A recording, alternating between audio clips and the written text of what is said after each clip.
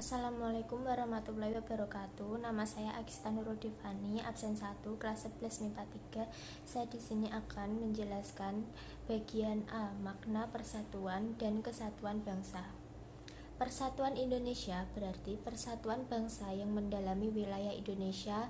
Persatuan didorong untuk mencapai kehidupan yang bebas dalam wadah negara yang merdeka dan berdaulat. Kesatuan bangsa artinya bangsa Indonesia yang terdiri atas berbagai agama, suku, bangsa, dan bahasa harus diusahakan terwujud dalam satu kesatuan bangsa yang bulat dan utuh. Hakikat wawasan Nusantara adalah kesatuan bangsa dan keutuhan wilayah Indonesia. Berdasarkan konsep wawasan Nusantara, negara kita memiliki karakteristik 1. Negara kepulauan yang pengertiannya adalah suatu wilayah lautan yang ditaburi pulau-pulau besar dan kecil. 2. Konsep utamanya adalah menunggalnya wilayah laut, darat, dan wilayah udara. 3. Laut atau perairan merupakan wilayah pokok, bukan merupakan pelengkap. 4. Lautan merupakan bagian yang tidak terpisahkan dari daratan, bukan pemisah antara daratan dengan pulau yang satu dengan yang lain. Aspek sosial konsep kesatuan diwujudkan dalam beberapa aspek kehidupan berikut. 1. Perwujudan Kepulauan Nusantara sebagai satu kesatuan politik. A. Seluruh wilayah Indonesia dengan segala isi dan kekayaan yang terkandung di dalamnya. B. Indonesia yang terdiri atas berbagai suku dengan berbagai bahasa daerah. C. Secara psikologis, bangsa Indonesia harus merasa satu, senasib, sepenanggungan. D. Pancasila diletakkan sebagai satu-satunya falsafah serta ideologi bangsa dan negara. E. Kehidupan politik di seluruh wilayah Nusantara diselenggarakan berdasarkan Pancasila dan Undang-Undang 1945. F. Seluruh kepulauan Nusantara merupakan kesatuan hukum. G.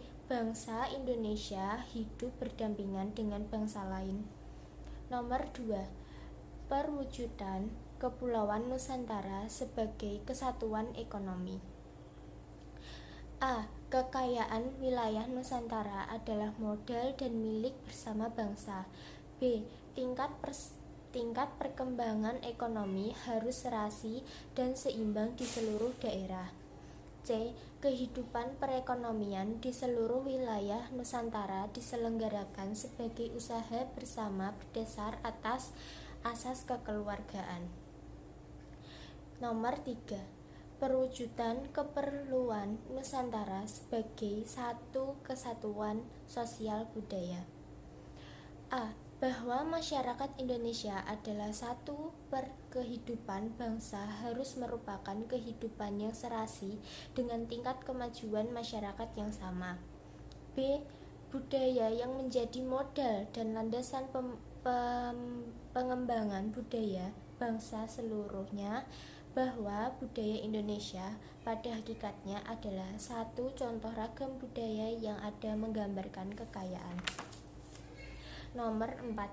Perwujudan Kepulauan Nusantara sebagai satu kesatuan pertahanan keamanan. A. Ancaman terhadap satu daerah pada hakikatnya merupakan ancaman bagi seluruh bangsa negara. B. Tiap-tiap warga negara mempunyai hak dan kewajiban yang sama di dalam pembelaan negara. Adapun faktor-faktor integrasi bangsa sebagai berikut. 1. Rasa senasib seperjuangan. 2. Rasa cinta tanah air. 3. Keinginan bersatu seperti dinyatakan dalam Sumpah Pemuda. 4. Rela berkorban untuk kepentingan bangsa dan negara. 5. Kesepakatan nasional dalam perwujudan Proklamasi Kemerdekaan, Pancasila, Undang-Undang Negara Republik Indonesia tahun 1945, bendera Sang Merah Putih, lagu kebangsaan Indonesia Raya, dan bahasa Indonesia. Saya Ayu Dharma Bella Pertiwi dari 11 MIPA 3 absen 8. Perwujudan Kepulauan Nusantara sebagai satu kesatuan sosial dan budaya dalam arti A. Bahwa masyarakat Indonesia adalah satu. Berkehidupan bangsa harus merupakan kehidupan bangsa yang serasi dengan terdapatnya tingkat kemajuan masyarakat yang sama, merata dan seimbang, serta adanya keselarasan kehidupan yang sesuai dengan tingkat kemajuan bangsa. B. Bahwa budaya Indonesia pada hakikatnya adalah satu, sedangkan corak ragam budaya yang ada menggambarkan kekayaan budaya bangsa yang menjadi modal dan landasan pengembangan budaya bangsa seluruhnya, dengan tidak menolak nilai-nilai budaya lain yang tidak bertentangan dengan nilai budaya bangsa, yang hasil-hasilnya dapat dinikmati oleh bangsa. Perwujudan Kepulauan Nusantara sebagai satu kesatuan pertahanan keamanan, dalam arti A. Bahwa ancaman terhadap satu pulau atau satu daerah pada kehakikatnya merupakan ancaman terhadap seluruh bangsa dan negara. B. Bahwa tiap-tiap warga negara mempunyai hak dan kewajiban yang sama dalam rangka pembelaan negara dan bangsa. Wawasan nasional bertujuan untuk mewujudkan kesatuan dan keserasian dalam segenap aspek kehidupan. Dengan demikian, dalam segenap aspek kehidupan tersebut, dituntut adanya kemanunggalan secara utuh dan menyeluruh. Manunggal berarti segenap aspek kehidupan sosial selalu menuntut dimanunggalkan secara serasi dan seimbang sesuai makna Bhinneka Tunggal Ika. Integrasi nasional merupakan upaya menyatukan seluruh unsur suatu bangsa dengan pemerintah dan wilayahnya. Faktor-faktor integrasi bangsa. 1. Rasa senasib sepenanggungan. 2. Rasa cinta tanah air. 3. Keinginan bersatu seperti dinyatakan dalam Sumpah Pemuda. 4. Rela berkorban untuk kepentingan bangsa dan negara. 5. Kesepakatan nasional dalam mewujudkan A. Proklamasi Kemerdekaan. B. Pancasila. C. Undang-Undang Negara Republik Indonesia tahun 1945. D. Bendera Sang Merah Putih. E. Lagu Kebangsaan Indonesia Raya. F. Bahasa Indonesia. Poin konsep wawasan Nusantara. 1. Indonesia merupakan satu kesatuan wilayah yang meliputi tanah, darat, air, laut, termasuk dasar laut dan tanah di bawahnya, serta udara atasnya secara tidak terpisahkan. 2. Laut dan perairan yang berada di wilayah Indonesia bukan dipandang sebagai pemisah, melainkan penghubung dan pemersatu pulau-pulau di Indonesia. 3. Negara Indonesia adalah negara yang bersusun tunggal, artinya, baik dilihat dari segi penduduknya, wilayahnya, maupun pemerintah dan kekuasaannya merupakan adanya kesatuan. 4. Wilayah negara Indonesia terbagi dalam beberapa provinsi. Tiap-tiap provinsi memiliki organisasi dan pemerintahan sendiri. Akan tetapi, kekuasaan atau wewenang tertinggi tetap berada pada pemerintah pusat. Saya Elsa Ilmaria, absen 10, kelas 11 MIPA 3. Saya akan menjelaskan tentang kehidupan bernegara dalam konsep Negara Kesatuan Republik Indonesia. Bentuk negara dalam konsep dan teori modern saat ini dibedakan menjadi dua, yaitu negara kesatuan atau unitarisme dan negara serikat atau federalisme. Konsep negara kesatuan dan negara serikat. Yang pertama, konsep negara kesatuan. Negara kesatuan merupakan bentuk suatu negara yang merdeka dan berdaulat, dengan satu pemerintah pusat yang berkuasa dan mengatur seluruh daerah.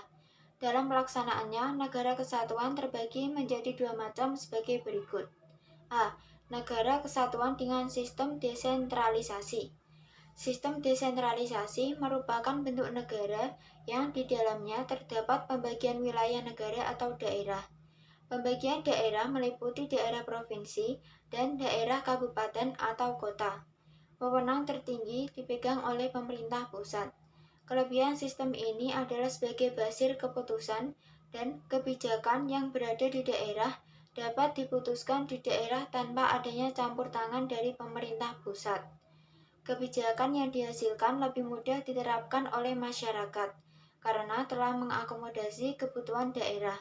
Kelemahan sistem desentralisasi adalah lemahnya kontrol pemerintah pusat terhadap daerah. Akibatnya, muncul peluang penyimpangan terhadap pelaksanaan wewenang. B. Negara kesatuan dengan sistem sentralisasi.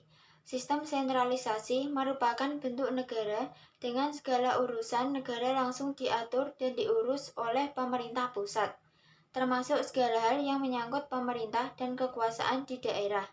Pemerintah daerah melaksanakan ketentuan yang telah digariskan oleh pemerintah pusat.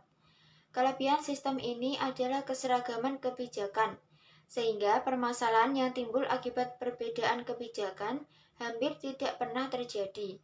Kelemahannya yaitu seluruh keputusan dan kebijakan di daerah dihasilkan oleh orang-orang yang berbeda di pemerintah pusat, sehingga waktu yang diperlukan untuk memutuskan sesuatu lama. Yang kedua, konsep negara federal. Negara federal atau disebut juga dengan negara serikat merupakan bentuk negara gabungan dari beberapa negara bagian. Penyerahan kekuasaan dari negara-negara bagian kepada negara serikat tersebut dikenal dengan istilah limitatif. Limitatif yaitu hanya kekuasaan yang diberikan oleh negara-negara bagian baja yang menjadi kekuasaan negara serikat. Pemegang kedaulatan dalam negara serikat adalah gabungan negara bagian yang disebut dengan negara federal. Wewenang pemerintah federal yaitu 1. Hal yang berhubungan dengan pembiayaan. 2.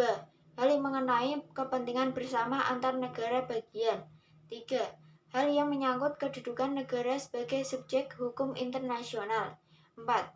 Hal yang mutlak mengenai keselamatan negara. Ciri-ciri negara serikat sebagai berikut. 1. Tiap negara bagian memiliki kepala negara, parlemen, dan dewan menteri atau kabinet demi kepentingan negara bagian. 2. Setiap negara bagian boleh membuat konstitusi sendiri, tetapi tidak boleh bertentangan dengan konstitusi negara lain. 3. Hubungan antara pemerintah federal atau pusat dan rakyat diatur melalui negara bagian, kecuali dalam hal tertentu dan kewenangannya telah diserahkan secara langsung kepada pemerintah federal. Nama saya Farhan Xavier, nomor absen 11 dari kelas 11 MIPA 3. Di sini saya akan menjelaskan tentang konsep NKRI menurut Undang-Undang Dasar Negara Republik Indonesia tahun 1945. Negara Kesatuan Republik Indonesia merupakan negara kesatuan yang meliputi persatuan seluruh wilayah Indonesia dari Sabang sampai Merauke, dari Miangas sampai Rote. Indonesia merupakan negara kepulauan yang terdiri atas beribu-ribu pulau. Indonesia terletak di benua Asia, tepatnya di Asia Tenggara.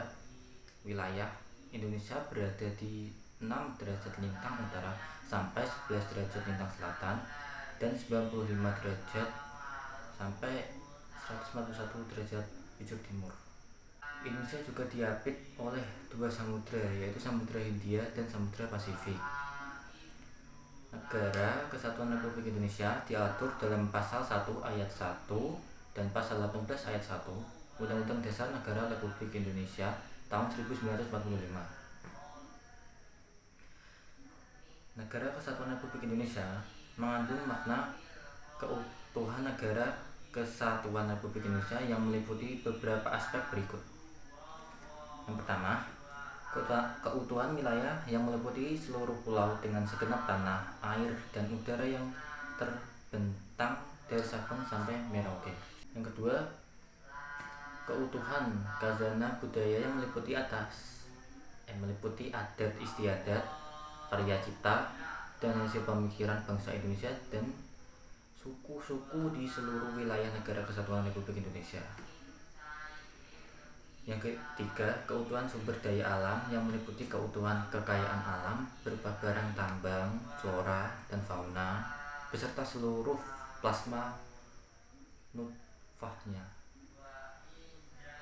Yang terakhir, keutuhan penduduk atau sumber daya manusia yang meliputi keutuhan orang, status, keselamatan, dan kesejahteraan. Landasan hukum Persatuan dan Kesatuan Indonesia sebagai berikut. A. Landasan ideal adalah Pancasila, terutama sila ketiga, yaitu Persatuan Indonesia.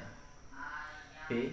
Landasan konstitusional adalah Undang-Undang Dasar Negara Republik Indonesia tahun 1945 yang meliputi alinea keempat pembukaan Undang-Undang Dasar Negara Republik Indonesia tahun 1945 dan pasal 1 ayat 1 serta pasal 18 ayat 1 Undang-Undang Dasar Negara Republik Indonesia tahun 1945.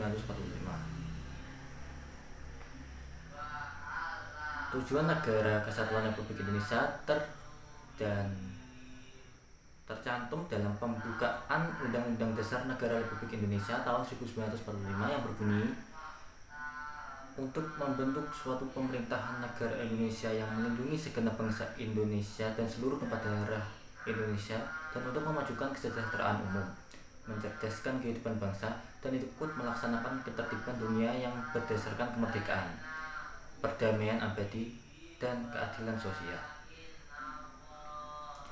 Dalam upaya mewujudkan tujuan Negara Kesatuan Republik Indonesia, negara Indonesia menyelenggarakan beberapa fungsi sebagai berikut. 1. Menjaga pertahanan. Fungsi ini diperlukan untuk menjaga kemungkinan adanya gangguan atau serangan dari luar yang mengganggu kedaulatan negara Kesatuan Republik Indonesia.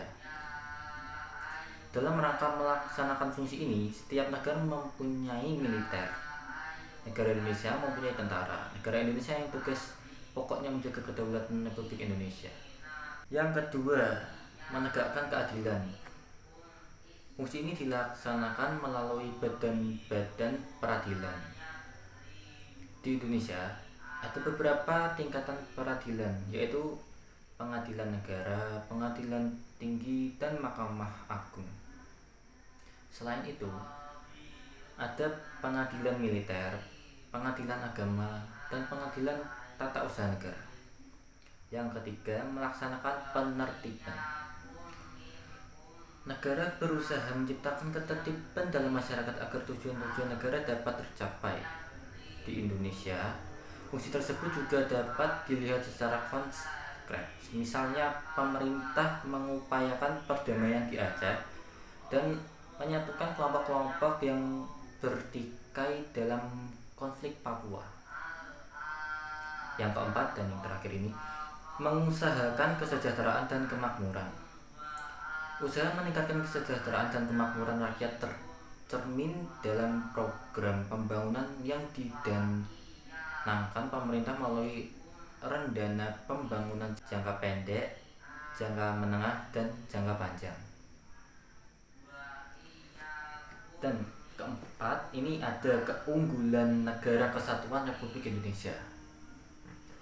Indonesia merupakan negara kepulauan yang terletak di sebelah tenggara benua Asia. Wilayah Indonesia membentang sepanjang 3,5 juta mil. Dalam kehidupan berbangsa dan bernegara, Indonesia memiliki berbagai keunggulan, antara lain jumlah penduduk yang cukup besar, masyarakat multikultural, konsep wawasan Nusantara yang menyatukan wilayah Indonesia, semangat Sumpah Pemuda, keramah tamahan, letak wilayah yang strategis, kenampakan alam yang begitu indah, wilayah alam yang luas dengan tanah yang subur, serta sumber daya alam melimpah. Kebanggaan terhadap bangsa Indonesia akan memotivasi diri selalu berupaya mengunjung tinggi nama baik bangsa dan negara dimanapun kita berada.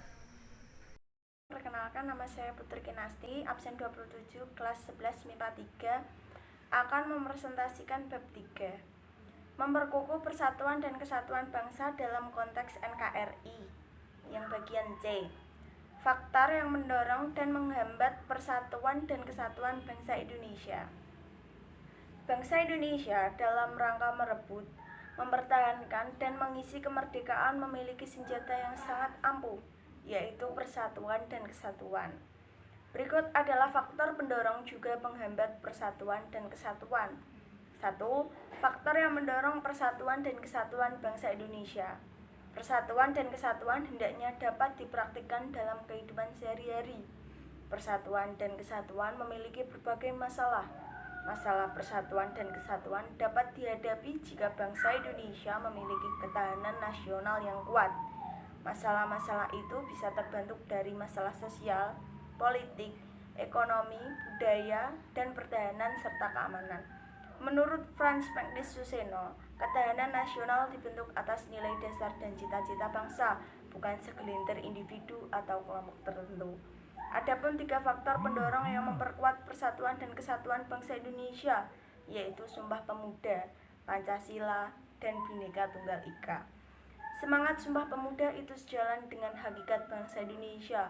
Konsensus dasar Pancasila adalah kesediaan untuk saling menerima perbedaan. Penguatan persatuan dan kesatuan kebangsaan tidak cukup hanya dengan nilai tenggang rasa.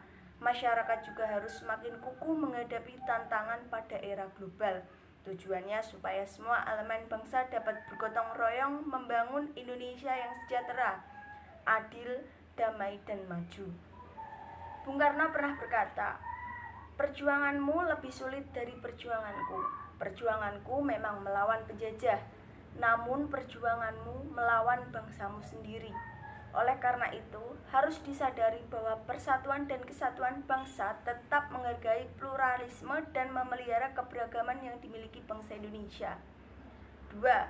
Faktor penghambat persatuan dan kesatuan bangsa Indonesia. Negara Indonesia sering menghadapi berbagai masalah.